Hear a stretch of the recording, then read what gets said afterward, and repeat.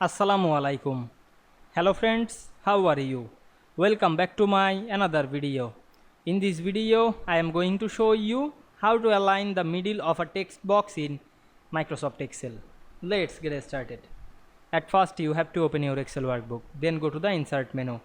Select the text box option and draw a text box. You can write anything. Now I am write some text. Select the text, click and drag on our mouse and go to the home menu. Increase the font size. Now we want to make the alignment middle of text box. Select the text and select the middle align. You can make align center. Now we can see we align the middle of text box in Excel very easily. I hope you enjoyed my video. Please like, comment, share and subscribe my channel. Thanks for watching.